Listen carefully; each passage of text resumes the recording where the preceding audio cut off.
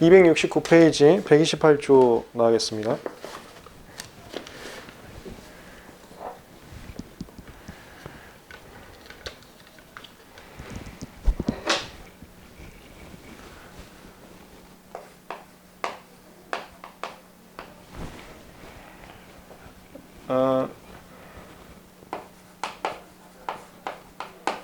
먼저 이 개념부터 설명을 드리겠습니다. 차액설, 손해배상을 요구할 때 보전의 개념과 징벌의 개념이 있습니다. 보전이라는 것은 내가 손해 입은 만큼만 내놓으라는 거고, 징벌이라는 것은 128조 8항에 도입이 됐는데, 내가 손해 입은 액수보다도 더 많이 내놔라. 그래서 다시는 이런 위법적인 행위 못하게 엄중을 처하려는 경고 표시의 개념으로서 보전의 범위를 넘어서는 액수를 받을 수 있는 걸 징벌의 개념이라고 합니다. 그동안에 128조 2항, 4항, 5항은 보전의 개념으로서 도입된 제도인데요. 그 보전이라는 것은 이런 걸 얘기하는 거예요. 이게 침해가 없었으면 얻을 수 있었던 가상의 재산 상태라고 했을 때, 침해 행위로 인해서 얻게 된 재산 상태와의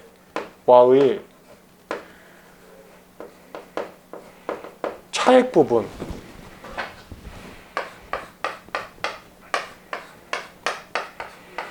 그것을 보존하는 것, 이게 128조 2항, 4항, 5항의 개념이었습니다. 그걸 다른 말로 차액설이라고도 하고요. 스텝 2. 스텝 1에서는 손해배상의 개념이 보전과 징벌의 개념이 있는데, 지금 저희가 정리하려고 하는 2항, 4항, 5항 같은 경우는 보전의 개념에서 도입이 된 거다를 설명을 드린 거고요. 그 다음에 스텝 2. 이 보전의 개념에서 두 가지 컨셉이 있었습니다. 128조 4항하고 5항. 5항 같은 경우는 저번에도 말씀드렸네요. 특허권자가 아닌데 특허 발매의 효과를 향유하고 싶다면 권리소진, 특허권자한테 물건을 사와서 쓰던가 아니면 로열티, 특허권자한테 실시권을 받아서 써야 됩니다. 근데 권리소진, 특허권자한테 물건을 사오지도 않고 로열티, 실시료는 내지 않고 쓰게 되면 그게 침해죠. 그럼 이런 침해자는 권리소진, 특허권자한테 돈을 줬거나 아니면 실시료를 줬어야 되는데 그걸 안 줬으니까 실시료를 이제라도 내놔라. 그 개념에서 도입된 게 5항. 특허 발명은 물건을 사오던가 아니면 로열티를 내야지만 실시할 수 있는데, 넌 물건도 사오지도 않았고 로열티도 안 냈기 때문에 로열티 지금이라도 내놔 라는 개념이 5항. 그래서 특허권자의 손해 부분을 로열티 개념으로서 접근해 주는 것, 이게 5항이고요. 그 다음에 4항은 여기 차액 부분을 침해자 이익액으로 추정해 주는 겁니다.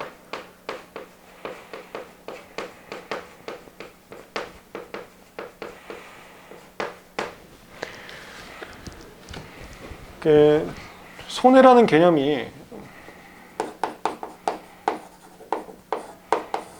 적극적 손해, 소극적 손해, 정신적 손해가 있는데, 특허에서는 정신적 손해 같은 개념은 별로 없다고 보고요. 무슨 침해가 됐는데 밤마다 꿈을 꾼다라는 개념은 일단 일반적이진 않으니까. 그리고 적극적 손해는 변리사나 이런 전문가에게 지불한 돈이라고 보는데, 그것도 뭐 많아야 1억에서 3억 그 정도인 건데, 이 소극적 손해액은 몇백억이 될 수도 있다는 겁니다. 그래서 특허 손해에서의 대부분의 비중을 차지하는 것은 소극적 손해고, 이 소극적 손해를 입증을 하면은 많은 돈을 받아갈 수 있는데, 이것이 입증이 좀 어려워서 입증 책임을 경감시켜주고자 만든 규정이 128조고, 그 중에서 4항은 침해자가 이익을 얻었으면 특허권자가 원래 벌었어야 될 돈을 침해자가 뺏어갔다라고 해서 특허권자의 일실이익 부분이라고 추정을 해주는 개념입니다. 원래대로라면 침해자가 벌 돈도 특허권자가 벌었어야 되는데, 침해자가 벌었다는 것은 특허권자가 그만큼 못 벌었다고 볼 수 있기 때문에 특허권자의 그 재산 상태의 감소를 침해자의 이익으로 일단 추정을 하겠다. 만약에 이 추정된 금액이 사실과 부합하지 않으면 얼마든지 복면은 가능한데 일단은 입증을 그렇게 해서 도와주겠다. 이게 사항입니다. 근데 스텝 3.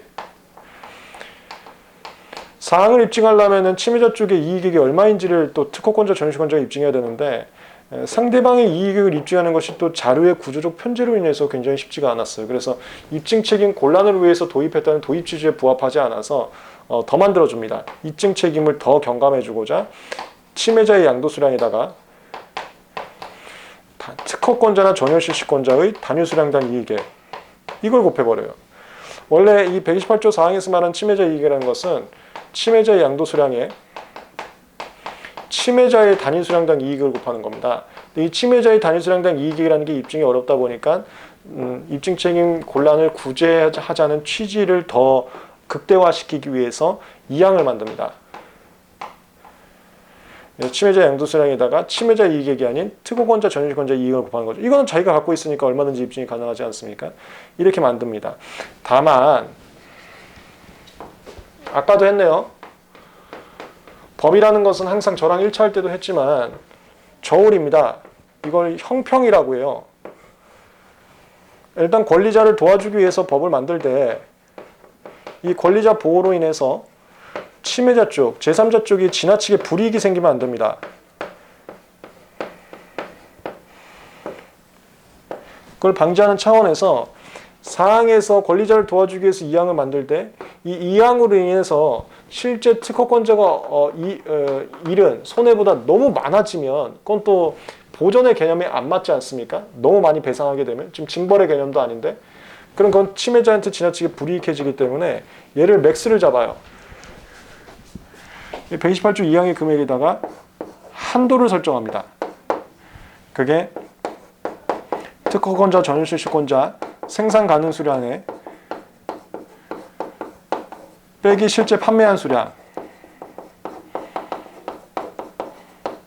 관한 금액으로 한도를 잡습니다.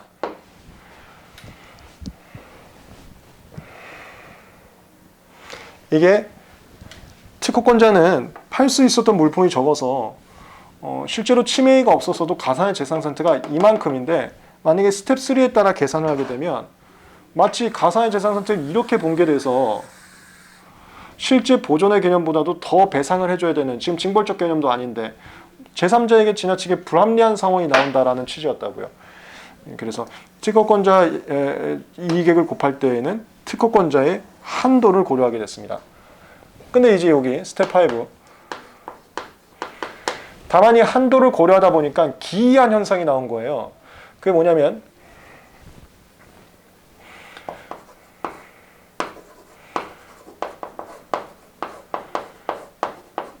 침해자 이익액이 손해배상액보다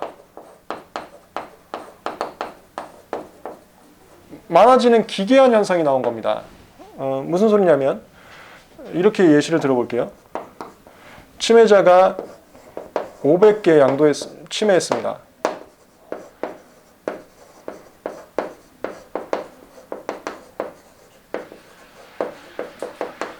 그리고 침해자 단위수량당 이익액이 10원이라고 하겠습니다.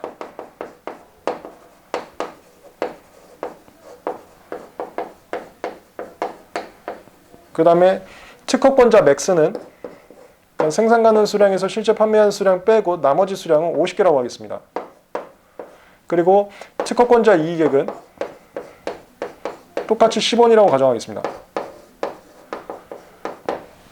이랬을 때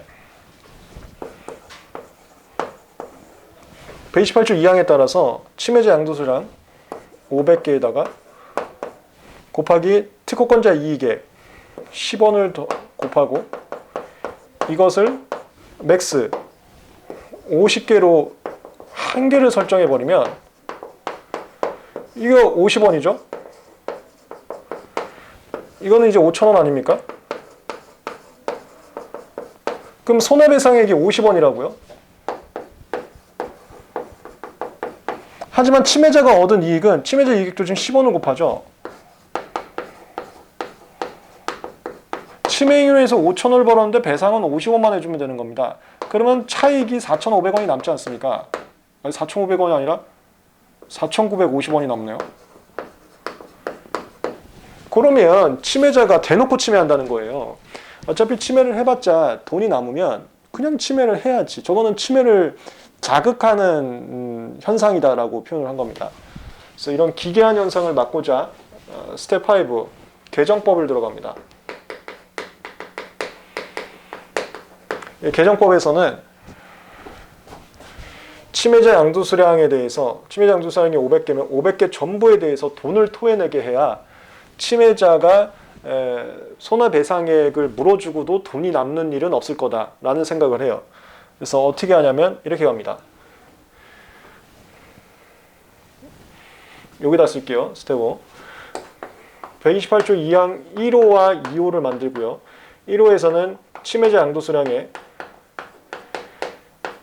특허나 전용이 단위 수량당 이익액을 곱하고, 여기서 침해액이 외의 사유로 판매 불가 수량이 있으면 공제하고, 이것을 맥스를 접습니다.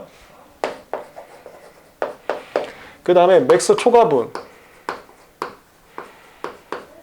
또는 여기서 공제한 수량, 얘에 대해서는 실시권 설정 불가 사항이 없었다면 로열티로 곱해요. 합리적 로열티.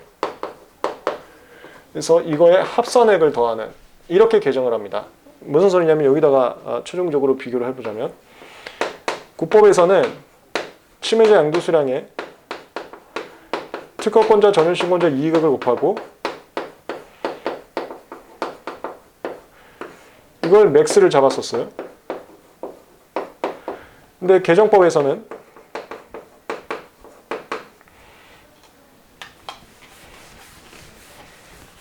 그러니까 다시 이렇게 비교하겠습니다. 국법에서는 맥스 한도 내에서만 손해배상을 받을 수 있었는데, 개정법에서는 맥스와 상관없이 침해자 양도수량 전체에 대해서 배상을 받을 수 있게 이렇게 개정했다고 보시면 되겠습니다. 다시 흐름을 잡아드리겠습니다. 일단 기본 강의에서는 그 흐름을 이해하시고, 이 이해는 결국 뭔가를 외워야 되는데, 답안 스타일을 외워야 되는데, 외울 때 이해한 다음에 외우면 도움이 되기 때문에 중국적으로 외우는 것을 목적을 두고 그 목적의 빠른 접근을 위해서 지금 이해하는 순간이라고 보시면 되겠습니다. 이 기본 강의는. 그래서 기본서와 기본 강의를 통해서 내용이 다 이해가 됐으면 사례자 핸드북의 답안지에 쓸 만한 목차와 내용을 압축 요약을 해놨습니다. 그걸 이제 외우시면서 보시면 되는데, 그래서 이 내용도 전부 이 논리 흐름의 순서에 따라서 답안지가 사례자 핸드북에 구성이 되어 있습니다. 그걸 참고하기 전에 이해 과정이라고 보시면 되겠어요. 다시 가면 스텝 1, 여기는 손해배상의 개념에 대해서 설명을 한 겁니다. 여기다 할게요. 스텝 1은 일반적 손해배상의 개념이에요. 손해배상이라는 것은 피해에 대한 보전과 징벌의 개념이 있습니다. 그 중에서 2항, 4항, 5항은 보전의 개념으로서 접근하고 8항은 징벌의 개념으로서 접근합니다.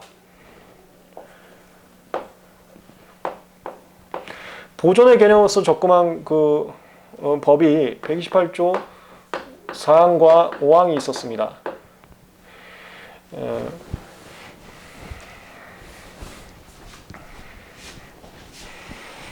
이 128조 4항은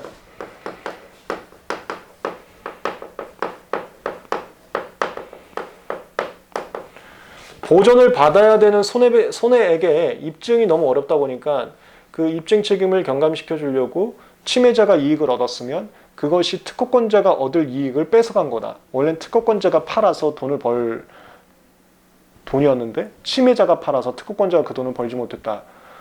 라고 가정을 하고 침해자의 이익액이 이 보전 금액으로 봐도 크게 무방하지 않겠다. 크게 문제는 되지 않겠다. 라고 생각해서 침해자의 이익액을 이 보전 대상으로 추정을 해줍니다.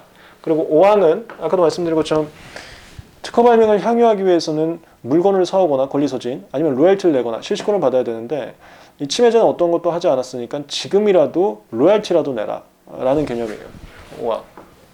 그래서 손해액을 정확하게 얼마인지는 모르겠지만 로열티는 적어도 내놔라. 원래는 로열티라도 줬어야 됐으니까 그렇게 보는 겁니다. 4항은 침해자의 이익으로 추정하는 거고 5항은 원래 특허 발명 효과를 향유하는 로열티를 내는 게 지금이라 로열티라도 내놔라 라는 개념이에요. 근데 다만 이 4항이 입증 책임이 또 경감을 시키려고 만들었는데 경감이 잘 안 된 거예요. 침해자의 이익을 입증하는데 또 상대방에게 자료가 있다 보니까. 그래서 더 도와주려고 128조 2항을 만듭니다. 그게 입증 책임의 추가 경감이에요.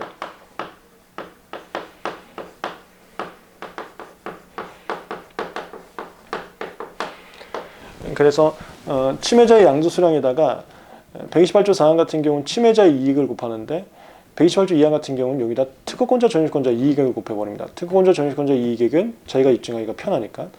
다만 이로 인해서 침해자 쪽에 불이익이 너무 과도하게 발생하면 안 돼요. 즉 보존받아야 될 액수보다 지나치게 올라가 버리면 안 됩니다. 그래서 얘를 만들면서 여기 제3자 불이익도 같이 막으려고 맥스를 설정하게 돼요.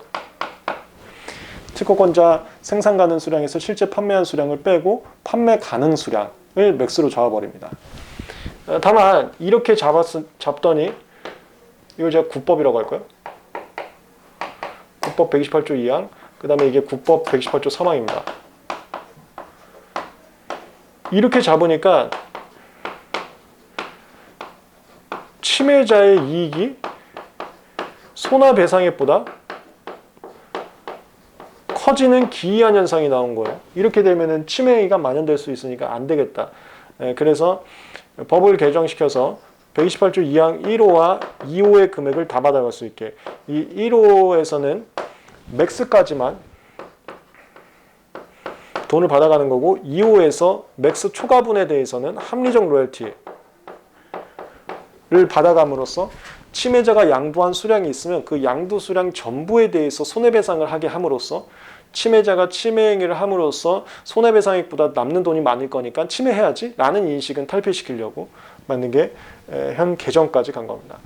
손해배상의 개념, 보전과 징벌의 개념, 그 다음에 그 보전의 입증 책임 경감으로 해서 4항과 5항, 침해자 이익액, 로열티. 근데 그 침해자 이익은 또 입증이 어렵다 보니까 추가 경감 128조 2항. 그래서 여기는 특허권자 전유권자 이익을 곱하고 다만 이로 인해서 제3자 불이익이 너무 가중되면 안 되니까 그 보전받아야 될 금액보다 너무 올라가 버리면 안 되니까 맥스를 잡고요. 그 다음에 4항. 이렇게 맥스 잡다 보니까 침해자가 침해행위를 함으로써 얻게 되는 이익이 손해배상액보다 더 많아서 그냥 침해를 해야지라는 상황이 나와버린 거예요. 그걸 막기 위해서 맥스 초과분에 대해서는 로열티 받을 수 있게 한 현 개정법까지 나오게 됐어요. 그리고 이건 그냥 편하게 듣고 잊어버리세요. 이거는 여러분들 이해를 위해서 간단하게 말씀드리면 왜 이 그 128조 2항을 잡을 때 제3자에게 너무 불이익해질 수 있어서 맥스를 잡으려고 했냐면 이 128조 4항은 침해자 양도 수량에다가 침해자 단위 수량당 이익을 곱합니다. 근데 보통은 이 짝퉁 발명이 특허권자 발명보다 무조건 싸요. 무슨 소리냐면 이 128조 2항은 침해자 양도 수량에다가 특허권자 이익액을 곱하는데 특허 발명이 짝퉁 발명보다는 대체적으로 비싸다고요. 가격이 여기가 더 비쌉니다. 그래서 128조 2항처럼 계산하면 입증 책임의 추가 경감은 되되 제3자 입장에서는 배상이익이 지나치게 커지는 문제가 발생할 수 있게 된 겁니다. 그래서 맥스를 잡은 거예요.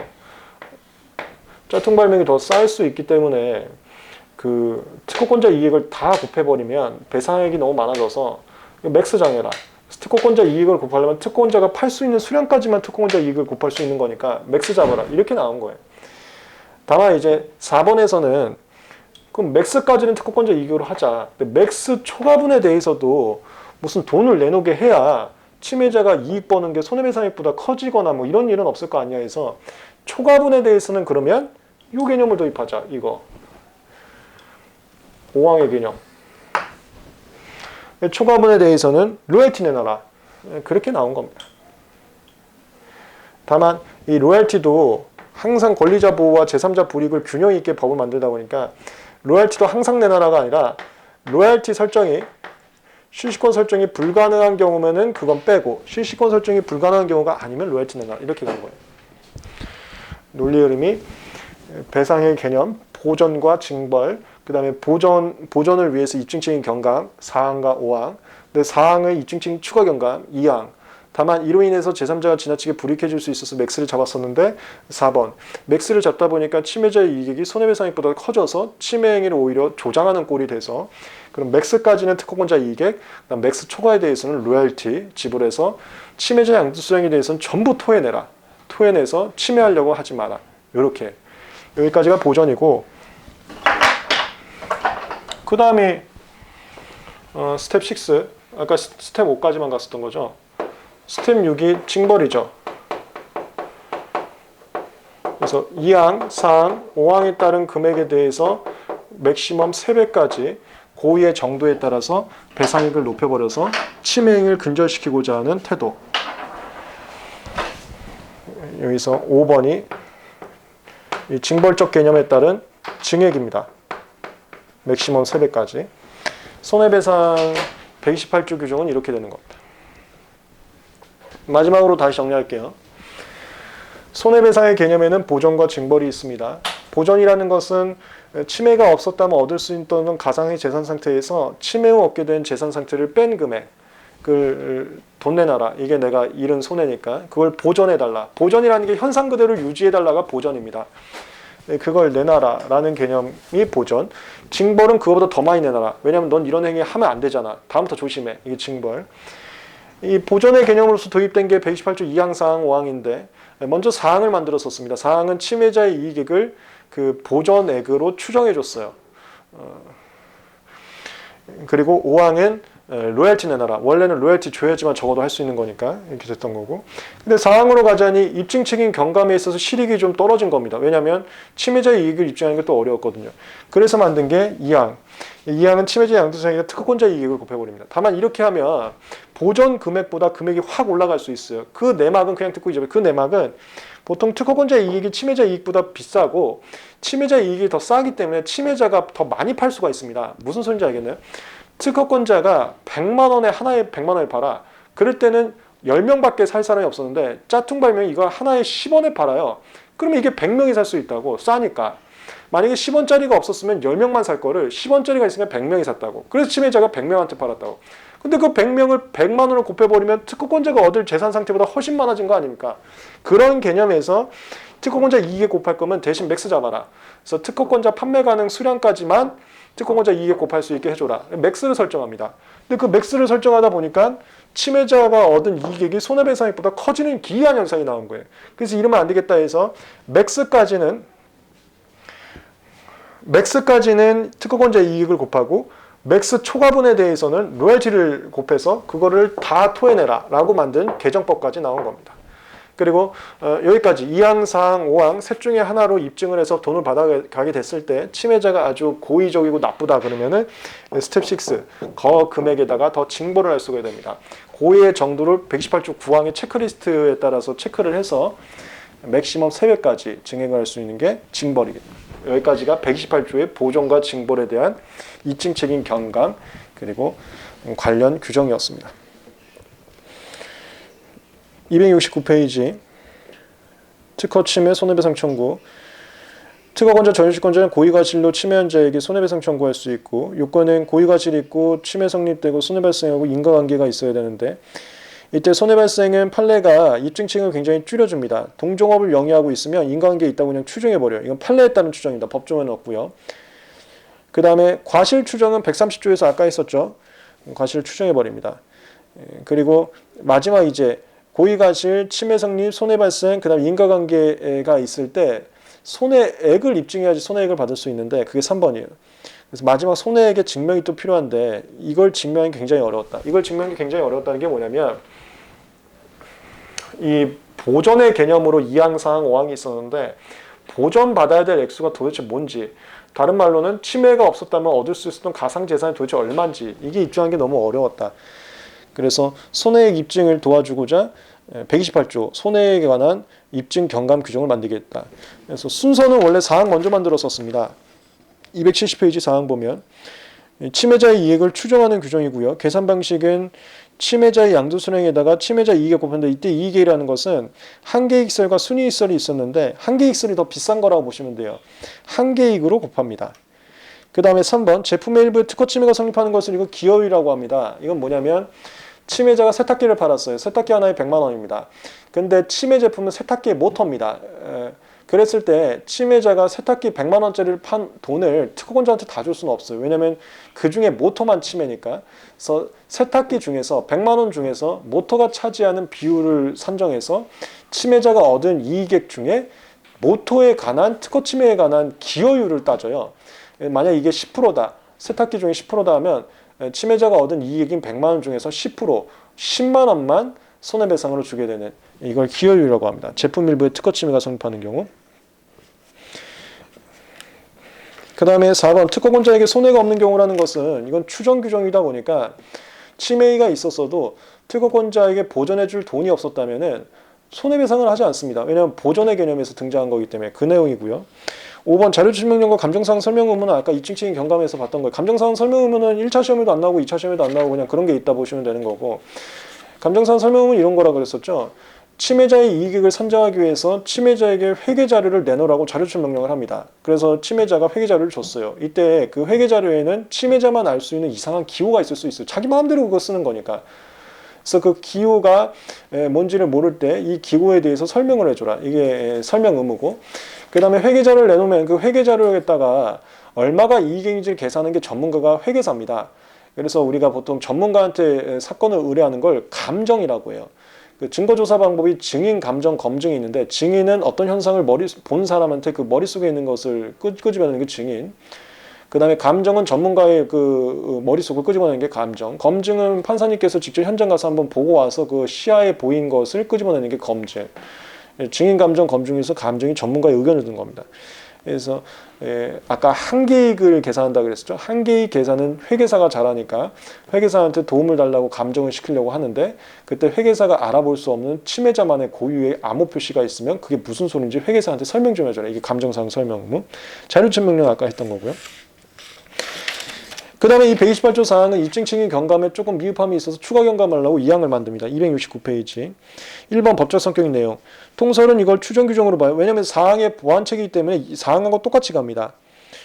그리고 2항에 따르면 특허 전용인은 침해자 양도수량 중 생산 능력까지는 단위수량당 2에 곱하고 생산 능력 벗어나는 거에 대해서는 로열티를 곱하고 이 둘의 합산 금액을 손해액을 청구할 수 있다. 이게 이제 개정법입니다. 국법에서는 생산 능력 한도로 그 배상액을 제한했었는데 이렇게 되다 보니까 세 번째 줄 침해자 이익이 실제 손해배상액보다 더 커지는 게 나온 거예요. 128조 2항에 따랐을 때 그 사항 말고요. 갑자기 여기서 사항 나오고 아니 사항은 이익 답토해내는 게 무슨 소리야, 그러지 말고요. 2항에 따라 손해배상을 받으려고 했더니 침해자 이익이 2항에 따른 손해배상액보다 더 높아져서 문제가 됐다, 이렇게 설정한 겁니다. 그래서 개정법에서는 맥스까지는 특허권자 판매 가능 수량, 맥스까지는 특허권자 이익을 곱하고 그 다음에 그 맥스 초과분에 대해서는 로열티를 곱해서 침해 수량 전부를 토해내게 했다. 270페이지. 이때 권리자의 단위 수량당 이익액은 이거 질문들 많이 주시던데 그 128조 사항의 이익액하고 똑같은 개념입니다. 이때 이익액도 그 순이익보다는 한계이익으로 이제 계산을 하게 되고요. 그 다음에 나번 침해액이 외의 사유로 판매 불가수량, 이걸 공제라고 저는 지금 표현한 건데 이것도 이거예요.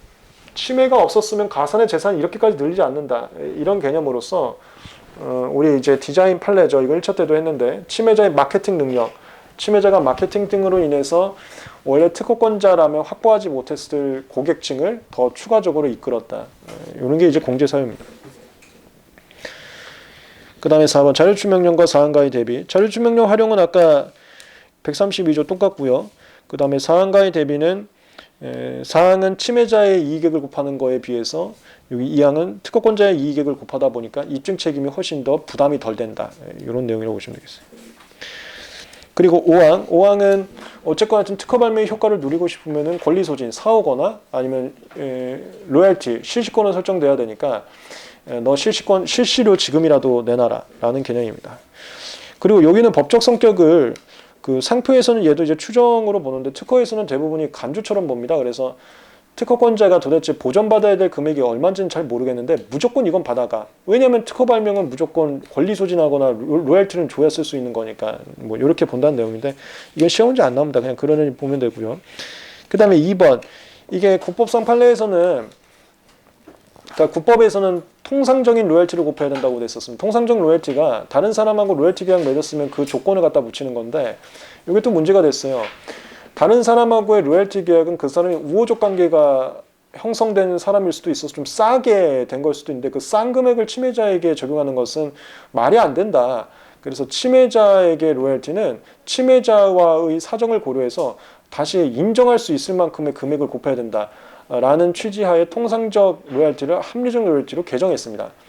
지금 여기 써 있는 거는 9판례인데 통상적 로열티에서 이 판례인데 다만 이 판례를 지금 답안지에 써도 괜찮아요. 왜냐하면 이 판례의 핵심이 제3자의 로열티 계약 내용을 그대로 적용하는 것이 침해자와의 관계에 있어서 현저히 불합리하지 않으면 적용할 수 있다고 표현되어 있거든요. 그게 불합리하지 않으면 적용한다잖아요. 그래서 이 판례 써도 괜찮습니다. 어쨌건 무슨 소리인지는 알죠. 통상적 로열티는 제3자와의 로열티 계약 조건이 있으면 그 조건을 침해자한테 적용해서 돈 받으라는 거고 개정법은 그러면 이건 우호적 관계에 따른 저렴한 로열티 조건일 수도 있는데 그걸 침해자에게 적용하는 것은 말이 안 되니까 침해자와의 관계를 고려해서 다시 인정할 수 있을 수준을 끌어올리자. 손해배상을 좀 끌어올려야 된다. 이게 합리적 로열티를 개정한 취지였습니다. 그게 272페이지 3번의 개정법 설명에 있는 거고요. 그 다음에 4번 128조 6항은 이건 1차 시험에만 나오는 거고 2차 시험에 나오지도 않습니다. 가볍게 읽어보시면 되고 5항은 2항사항과 달리 얘는 무조건 받아가는 돈처럼 봐서 이거 최저 법정 배상액이라고 봐갖고 뭐 그런 느낌이 있다 이렇게 보시면. 그래서 이건 학설이고 답안지는 쓸 일은 없을 거예요. 거기 보시면 2항사하고 다르게 손해발생 사실이나 인과관계 등 입증할 필요가 없다고 써 있는데 그게 이제 앞에서 봤던 법적 성격에서 간주라는 부분입니다. 이건 무조건 받아가라.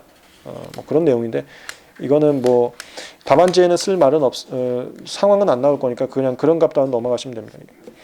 그 다음에 128조 7항은 2항사항 5항에 따른 금액을 받아갈 때 적어도 입증해야 된 부분들이 각각 있었어요. 2항에서는 침해자 양도수량과 특허권자 이익액과 이런 것들을 특허권자 쪽에서 입증해야 되고 4항에서는 침해자 이익을 입증해줘야 되는 거고 5항에서는 합리적 로열티를 또 특허권자 쪽에서 입증을 해줘야 됩니다.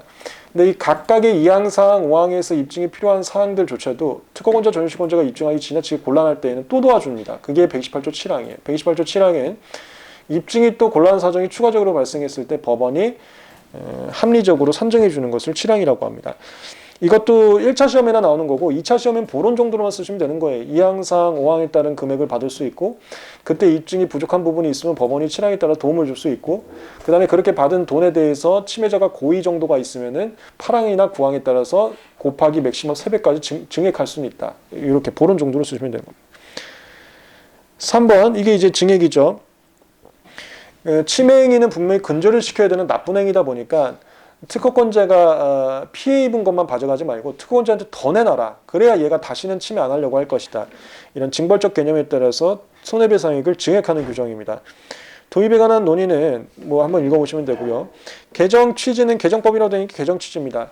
우리나라가 손해배상이 너무 낮다 보니까 침해를 대놓고 한다는 거예요. 그래서 그 침해행을 근절시키고자 도입하게 됐다. 특히나 제가 1차 판례 강의에서도 많이 말씀드렸는데 존속기간이 만료가 임박하면은 생산행위를 대놓고 합니다. 생산행위도 침해잖아요. 근데 대놓고 합니다. 왜냐하면 128조 2항사항 5항 기본적으로 매출이 있어야 돈을 받아가요. 2항은 침해자 양도가 있을 때 그거에 특허권자 이익에 곱하거나 이런 거고 4항은 침해자 양도가 있을 때 그걸 침해자 이익에 곱하는 거고 5항은 침해자 양도가 있을 때 매출액의 몇 프로를 곱하는 거기 때문에 양도 팔아야지 보통 손해배상 쟁점이 나옵니다.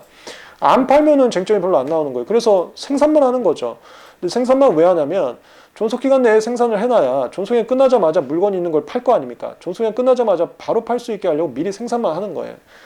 근데 분명히 생산도 침해행위인데 이것을 두고 보는 것은 말이 안 되는데 라고 생각을 해서 손해배상이 증액으로 간 거죠. 그래서 보통 로열티 협상할 때 판 거에 대해서 로열티 매기는 게 아니라 생산한 거에 대해서 로열티 매기는 경우도 있거든요. 그래서 128조 5항 같은 걸로도 생산에 대해서 적용할 수 있는 여지가 있으면 적용해버려서 거기에다가 곱하기 3배까지 올려버리려고. 약간 그런 취지입니다. 하여튼 개정법 읽어보시면 되고 4번 법적 성격은 아까 2항사항 5항은 우리가 견해를 따질 때 추정이냐 간주냐 이런 식으로 법적 성격을 논하는 견해들이 있는데 여기 파랑은 다른 식으로 이제 법적 성격을 들어간 겁니다. 이게 보시면 첫 번째 줄에 피해자한테 보상을 해주는 보전의 개념과도 구별되고, 보전의 개념이 이거예요. 이항사항 5항이 보전의 개념과도 구별되고, 또 국가한테 돈을 주는 과태료, 과징금, 벌금과도 또 구분되고, 이건 개인한테 주는 거잖아요. 국가한테 주는 게 아니고. 그래서 그 중간에 절충정설인 입장을 취하고 있다. 그러니까 보전만 해주는 금액도 아니고 더 증액이 됐는데, 보통 증액이 된 것은 그런 행위 절대 하지 마. 국가 유지를 위해서 그런 거 하면 안 돼. 라는 개념, 국가가 받아가는데 또 국가가 안 받아가고 개인이 받아가는 그런 성격을 취하고 있다. 처벌의 성격을 가지며 국가에 귀속되지 않는다는 차이점이 있다. 이렇게 표현한 겁니다. 됐습니다. 여기까지 128조에 대해서 설명을 드렸습니다. 128조 부분은 제 사례제 핸드북의 개정법까지 반영해서 답안지에 전체적으로 쓴 내용이 있으니까 이해를 한 상태에서 거기에 있는 요약 압축된 내용들 외워보시기 바랍니다. 이 정도 외우시면 그냥 충분히 답안지는 쓸 수 있는 상태는 될 겁니다. 그 다음에 개정된 128조 2항에 따라 계산하는 것은 우리 1차 때도 많이 했죠. 아까도 제가 예시를 하나 안 들어놨으니까 예시만 하나 하고 여기 마치겠습니다. 만약 예를 들어서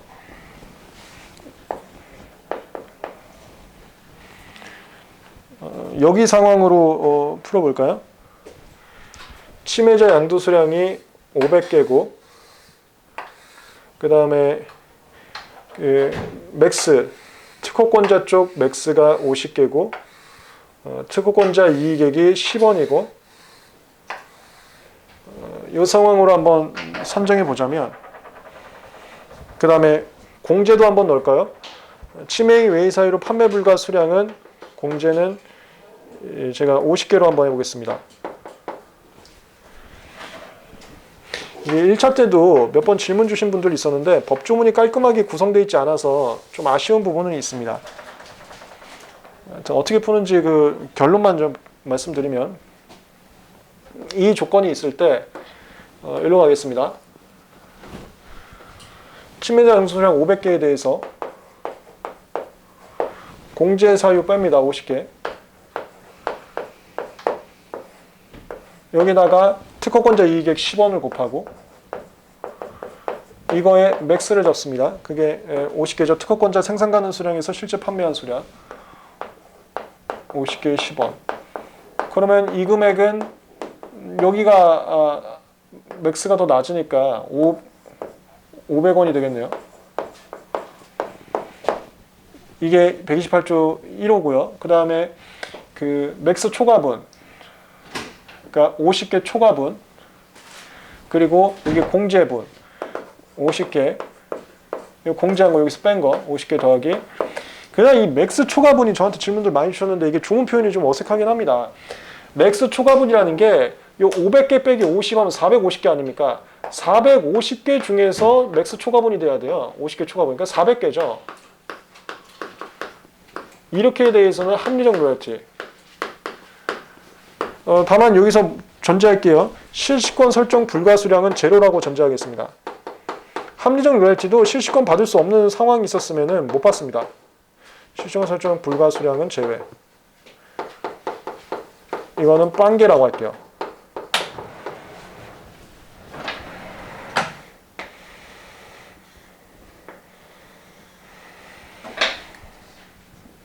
이렇게 되면 여기다가 뺄 건 빵개니까 빼기 빵개. 실시권 설정 불가 수량은 없으니까. 그러면은 450개에다가 합리적 로열티 더하는 거죠. 그래서 최종적으로 500원 더하기 450개에 대한 로열티. 이게 128조 이하에 따른 금액이 되는 겁니다. 요 계산할 때는 여기 이걸 다 더해서 이걸 다 더하면 침해자 양도수량 500개가 나오면 돼요. 지금 1호가 50개죠. 1호가 50개, 2호가 450개죠. 2호가 450개. 다 더해서 500개가 나오면 됩니다. 500개가. 다시 얘기합니다. 침해자 양도수량 빼기 공제에다가 맥스를 잡아요. 여기서 맥스가 50개니까 50개만큼의 금액이 되겠죠. 그 다음에 공제 뺀 거 50개, 그 다음에 맥스 초과분 50개 초과분을 500개 중에 50개 초과분을 하면 안 돼요. 그러면 450개가 되면은 침해자 양도수량보다 더 많아지잖아요. 그게 아니라 여기 양도수량 빼기 공제한 것 중에서 맥스 초과분으로 가야 됩니다. 450개 중에서 맥스 초과분은 400개 아닙니까? 450개에 대해서 합리적 로열티를 더하는 거예요. 그래서 50개에 대해서는 특허권자 이익에 450개에 대해서 합리적 로열티. 그렇게 해서 총 500개에 대해서 다 돈 받을 수 있게. 이게 개정법의 128조 2항입니다. 그 다음에 이런 거는 그냥 이해만 하고 넘어가시면 될 것 같은데 자꾸 이런 걸 집어넣는 이유는 실시권 설정 불가 수량이 있으면 그걸 빼라. 그 다음에 공제 사정이 있으면 빼라. 이거 자꾸 집어넣는 이유는 아까도 말씀드렸지만 이항 사항이 보존의 개념에서 나온 거여서 그래요. 그래서 특허권자의 가상의 재산 상태보다 더 늘어나면 안 되기 때문에 가상의 자산 상태보다 그렇게 계산하는 게 더 비싸질 것 같으면 자꾸 빼라는 게 이거예요. 침해행위 외의 사유로 판매 불가 수량이 있었으면 더 빼라. 실시권 설정 불가 수량이 있으면 로열티 받지 마라. 이게 자꾸 빼라는 게 그런 거에서 나온 겁니다. 근데 5항은 그런 게 없잖아요. 5항은 로열티를 받아가되 로열티 설정 불가 수량에 있어서는 받아가지 마라. 그런 규정이 없죠. 그게 아까 법적 성격에서 말한 간주라는 취지입니다. 로열티는 무조건 받아가라. 무슨 실시권 설정 불가 수량이 있는지 없는지 하고 상관없이 무조건 받아가라. 약간 학계에서 간주라고 보기 때문에 그런 것들 넣지 않고 이항 사항은 추정으로 보기 때문에 이 보존이 필요한 부분에 대한 추정으로 보는 거고 5항은 보존이 필요한 부분에 대한 간주로 보는 거고 그래서 추정으로 보는 애들마다 그거는 실제 사실하고 너무 달라지는 거 아니야? 를 막기 위해서 이런 걸 더 집어넣는 거예요. 이건 답안지 쓸 말은 아니까 이해만 되시면 그렇구나 하고 넘어가시면 되겠습니다. 이상 128조였습니다. 필기 한번 하시죠. 필기가 이거 순서대로 좀 잘 해보시기 바랍니다. 지금 칠판에서 그 왔다 갔다 한 면이 있는데 필기하실 때 순서를 잘 이해해서 한번 복습해 보시기 바랍니다. 복습이 끝나면 사리제 핸드북 답안지 한 번만 보셔서 외워보시고요. 3초 드리겠습니다.